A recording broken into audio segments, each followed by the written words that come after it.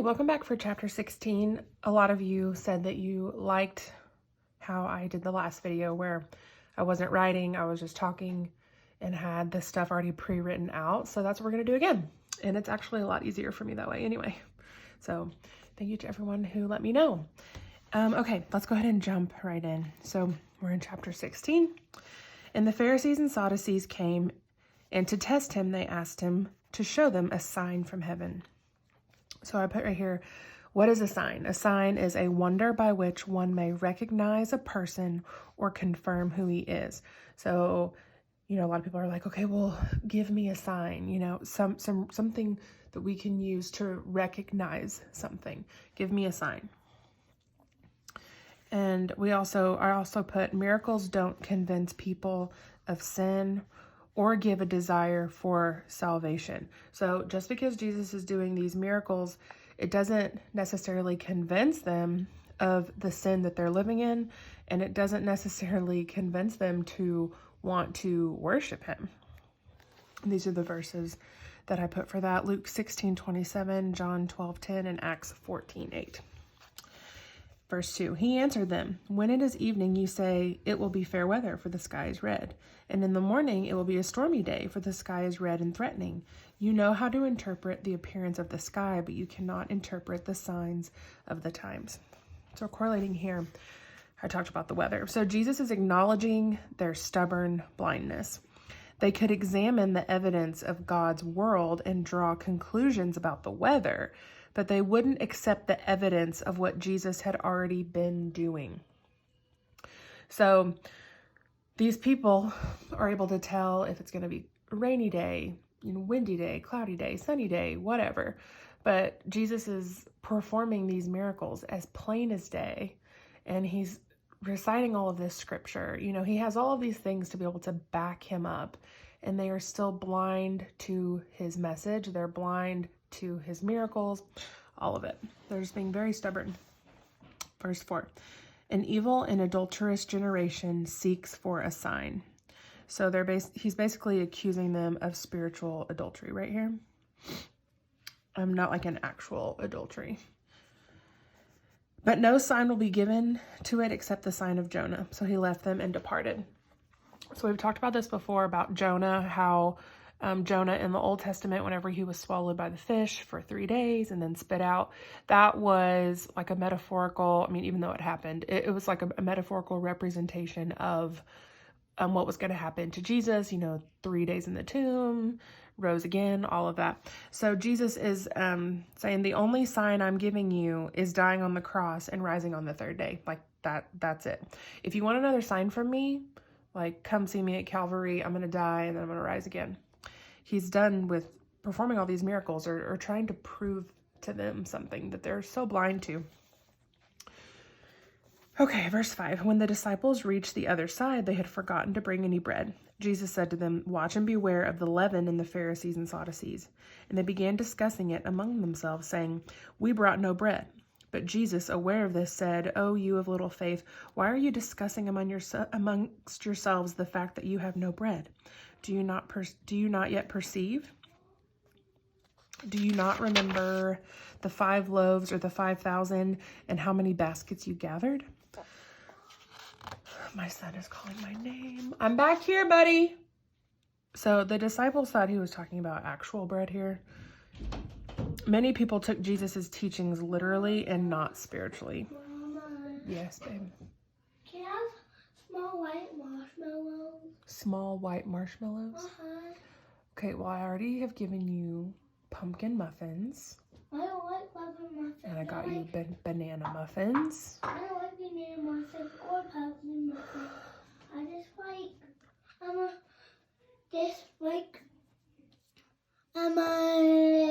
like, little white marshmallow. Okay, I caved and I got him marshmallows so I can talk to y'all. And if you can hear a movie, it's Trolls, and he's watching Trolls. Hopefully you can't hear it. Okay, where were we? What's happening? Okay, so they're talking about literal bread right here, and Jesus is talking about the bread that he provides. And that's how many people took his teachings. They took them literally and not like spiritually. So like, kind of like the water at the well teaching in John 4:11, telling her like, you know, if you drink the water that I provide, you'll never go thirsty. At first she was like, well, what do you mean? Like, what kind of water do you have? Thinking that it's physical water and not spiritual. So my son is not taking naps anymore, which he shouldn't be because he's 4.5. So, you know, I really stretched it out for as long as I could. But nap time was when I would film my videos. And so, yeah. Oh, and great. My daughter is sitting up in her crib, not sleeping. Oh, man. Okay. Oh, well. All right. Okay. Verse 9. Do you not yet perceive? Do you not remember the 5 loaves for the 5,000 and how many baskets you gathered? Or the 7 loaves for the 4,000 and how many baskets you gathered? How is it that you fail to understand that I did not speak about bread? Beware of the leaven of the Pharisees and Sadducees. Then they understood that he did not tell them to beware of the leaven of bread, but of the teaching of the Pharisees and Sadducees. So we've talked about leaven. We've talked about leaven meaning sin, and that's like yeast. Like yeast you put in bread to make it rise. We've talked about that in previous chapters. So leaven is the Jewish symbol of evil. He's not talking about God's scripture, God's teachings. He's talking about the leaven that the Pharisees and the Sadducees are spewing out of hate and things that they're not understanding about the Messiah and about what is happening. The Pharisees and the Sadducees, their teaching has strayed from Moses. You know, it has strayed from the beginning. So that's what he's telling them not to listen to. Not about God's laws, but about how the Pharisees and the Sadducees have like changed things to their own flesh, basically. I hope I explained that right. Verse 13. Now when Jesus came into the district of Caesarea Philippi. So this is a Gentile territory, and it's 120 miles from Jerusalem. So Caesarea Philippi, the people there had many religions. They weren't just Jewish. They were, you know, they worshiped other gods. So whenever they came into the district of Caesarea Philippi, he asked his disciples, who do people say that the Son of Man is? And they said, some say John the Baptist, others say Elijah, and others Jeremiah, or one of the prophets. So let's break this down a little bit. And they said, some say John the Baptist. So John the Baptist, Herod believed Jesus was John raised from the dead. Others say Elijah. So Elijah, it was prophesied that Elijah would come again in Malachi 4:5, and some thought Jesus was Elijah. Jesus didn't minister like Elijah did. It was John. John was the one who was like Elijah.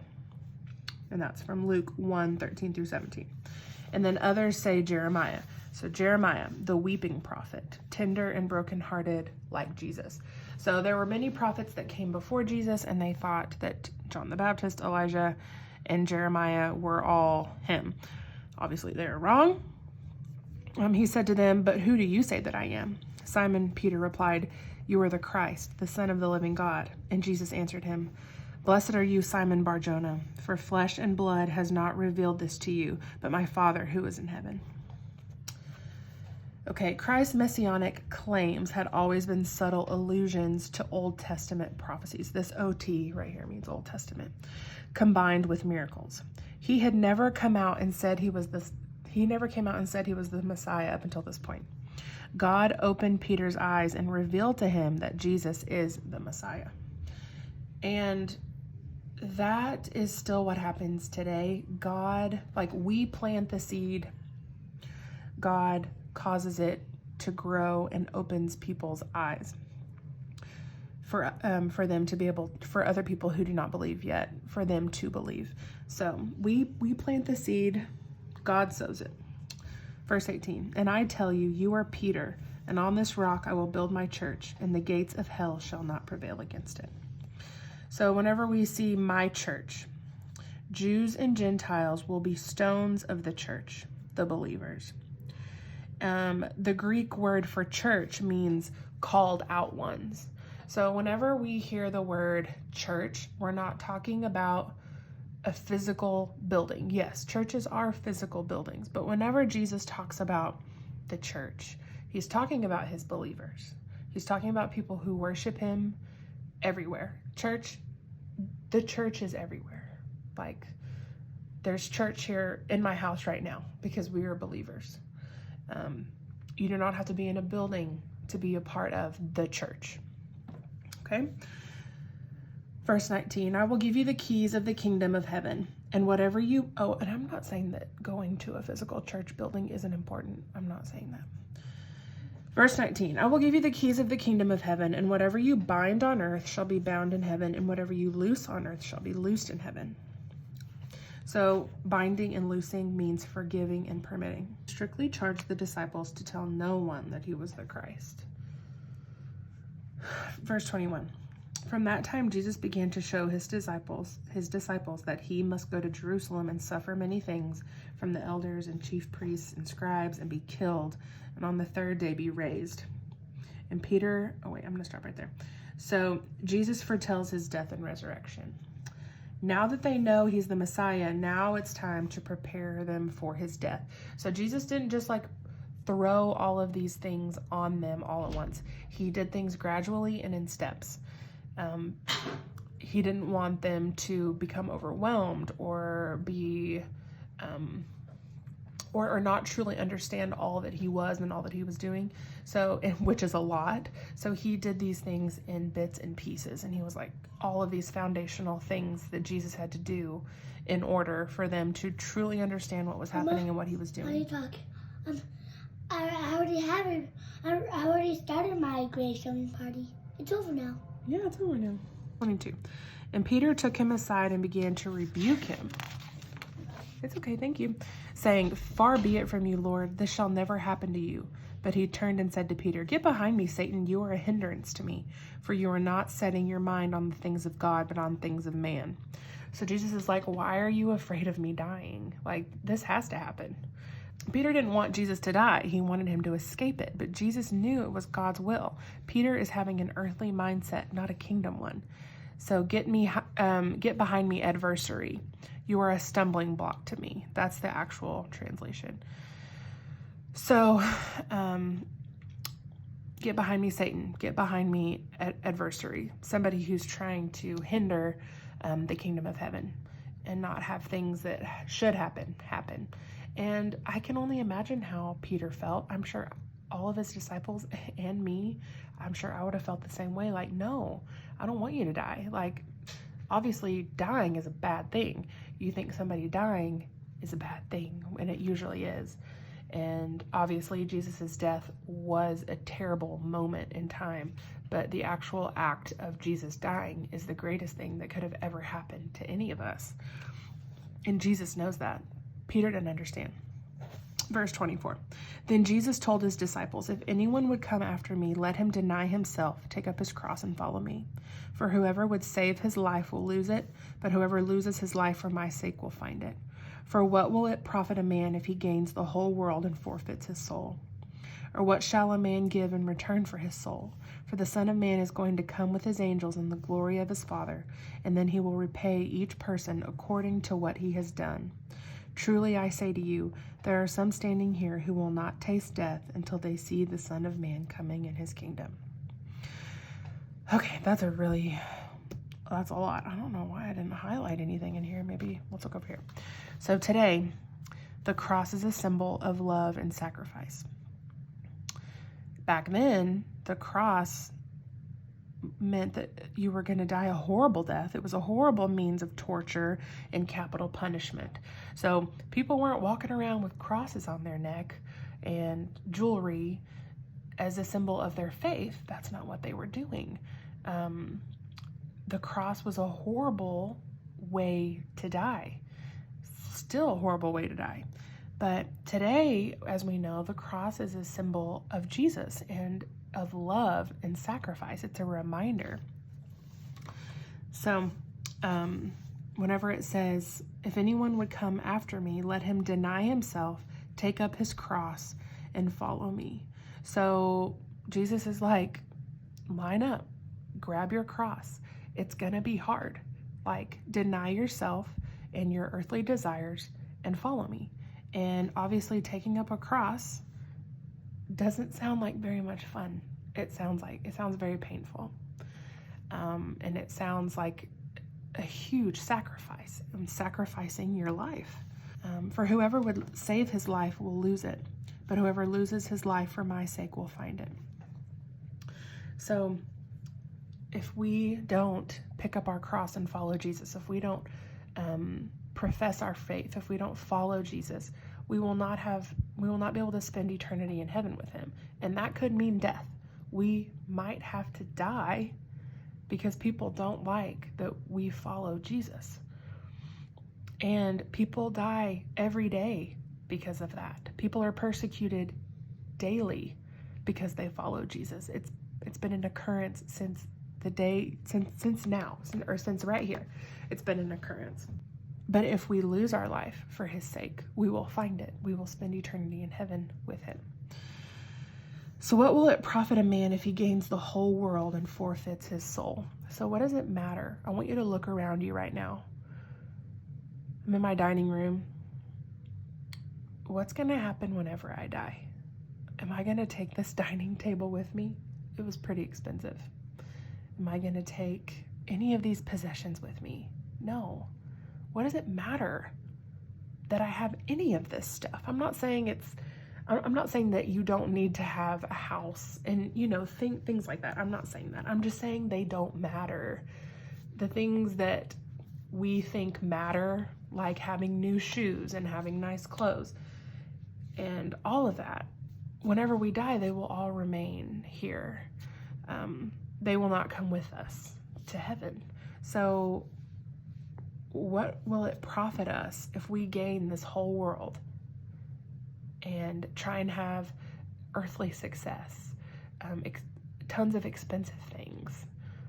It's not going to gain us anything. It could cause us to lose our soul if we're not following Jesus. For the Son of Man is going to come with his angels in the glory of his Father, and he will repay each person according to what he has done. And I'm not saying that it's not good to have money. You obviously have to have money to live. And there's a lot of really, really wealthy people who give a ton of their money and their resources to help other people. And that's what they're supposed to do.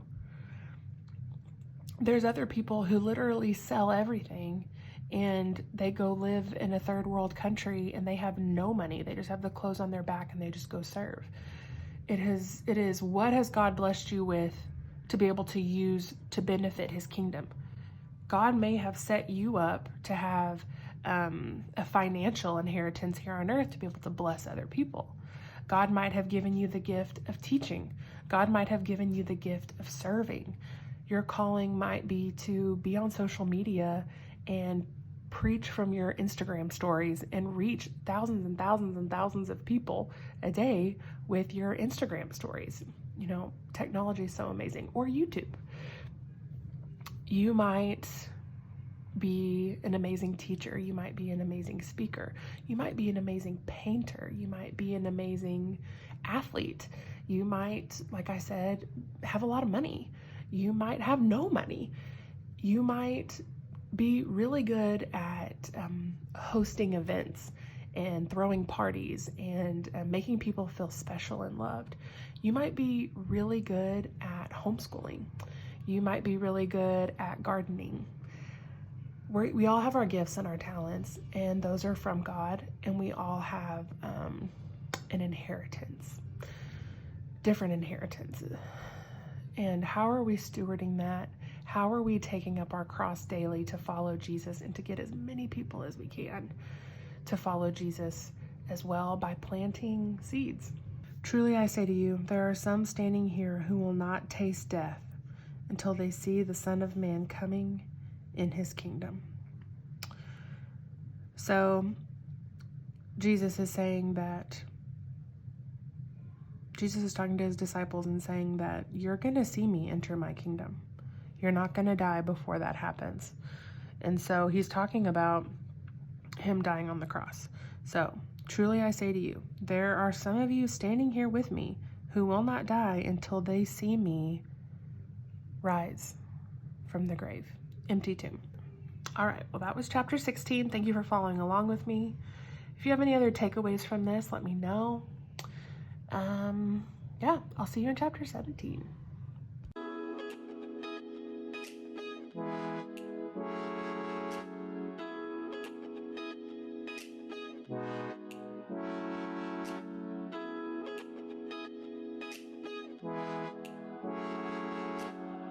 I didn't know it was over. Take care of you.